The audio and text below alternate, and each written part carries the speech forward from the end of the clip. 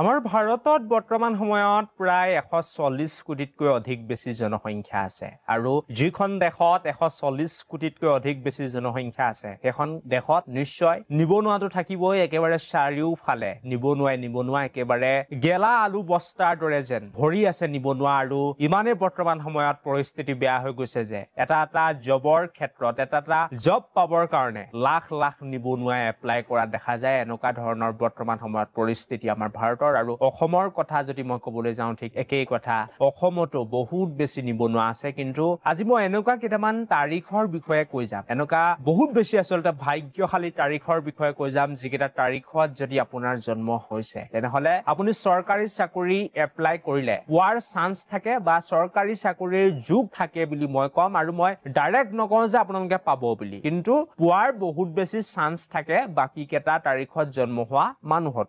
প্ৰথম কথা আমাৰ কপালত ভগৱানে চৰকাৰী চাকৰিৰ যোগ আচলতে লিখা পঠিয়াব লাগিব তেতিয়াহে এজন ব্যক্তিয়ে গভৰ্ণমেণ্ট সেক্টৰত জব লাভ কৰিব পাৰে নহলে যিমানেই কষ্ট নকৰক কিয় যিমানেই তেওঁ পৰিশ্ৰম নকৰক কিয় একবাৰে অন্তিমটো সময়ত লাষ্ট মোমেন্টত সেই গৰাকী ব্যক্তি বা সেই গৰাকী মানুহ চৰকাৰী চাকৰিৰ পৰা বঞ্চিত হয় বা চৰকাৰী জব তেওঁ লাভ কৰিব নোৱাৰে গতিকে যিখন দেশত মই ক'লোৱেই যে 140 কোটি জনসংখ্যা আছে আমাৰ অসমত প্ৰায় 3 কোটিতকৈ অধিক বেছি জনসংখ্যা আছে আৰু লাখ লাখ প্ৰায় 10-12 লাখ 20 লাখ মান হয়তো নিবনুৱা আছে আৰু সেই 20 লাখৰ ভিতৰত বহুত কমৰে হয়তো প্ৰায় 40-50 হাজাৰ মান মানুহৰে চৰকাৰী যোগ হয়তো লিখা আছে বা চৰকাৰী চাকৰি পোৱাৰ চান্স তেওঁলোকৰ বেছি থাকে তেওঁলোকৰ কপালতে আচলতে ভাগ্যখন ভাল থাকে এইবিলাক বস্তু লিখা আহে গতিকে মই এনেকুৱা কেইটামান তাৰিখৰ বিষয়ে ক'ব বিচাৰিছো যিকেইটা তাৰিখত যদি আপোনাৰ জন্ম হৈছে তেনেহলে নিশ্চয় আপুনি চৰকাৰী চাকৰি এপ্লাই কৰিব পাৰে মই এটো নকওঁ যে আপোনালোকে পাই যাব কিন্তু প্ৰায়ভাগ মানুহৰে আচলতে পোৱাৰ চান্স বেছি থাকে আৰু এইকেইটা তাৰিখত জন্ম হোৱা মানুহে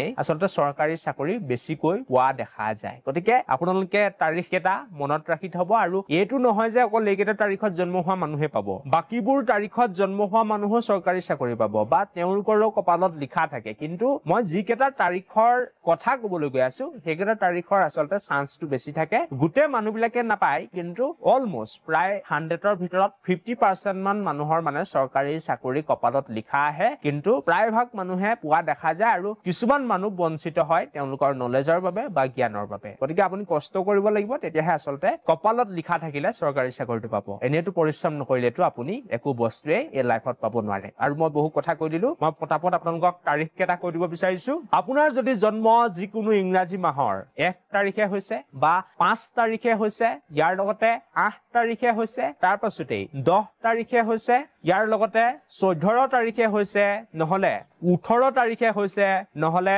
19 তাৰিখে হৈছে ইয়াৰ লগতে যদি আপোনাৰ জন্ম 23 তাৰিখে হৈছে 28 তাৰিখে হৈছে বা 26 তাৰিখে হৈছে তেনেহলে আপোনাৰ চৰকাৰী চাকৰি পোৱাৰ চান্স আছে বা অলপ হলো আপোনাৰ সম্ভাৱনা আছে মই এটো নকওঁ যে আপোনাৰ কপালত চৰকাৰী চাকৰি আছে কিন্তু আপুনি এপ্লাই যদি কৰে তেনেহলে আপোনাৰ পোৱাৰ সম্ভাৱনা অলপ হলো বেছি আছে আৰু এই মই যিকেইটা তাৰিখৰ নাম ললো সেইকেইটা তাৰিখত জন্ম হবলৈ আচলতে মানুহৰ ভাগ্য লাগিব বা কপাল লাগিব তাৰ লগতে কষ্ট কিন্তু জীৱনত কৰিব লাগিব আপুনি যদি লাইফত যদি একো নকৰাকৈ ঘৰত বহি থাকে মই এইটো তাৰিখত জন্ম হৈছো মই বহুত লাকি তেনেহলেটো নহব আপুনি কষ্ট কৰিব লাগিব সমানে তাৰ পাছত আপোনাৰ লাক আহিব 50% কষ্ট তাৰ পাছতে 50% আপোনাৰ লাকৰ ওপৰত ডিপেন্ড কৰে এইটো কথা কিন্তু মনত ৰাখিব বাকি যি কি নহওক এই ভিডিওটো মই ইমানতে সামৰণি মাৰিব বিচাৰিলো thank you for watching this video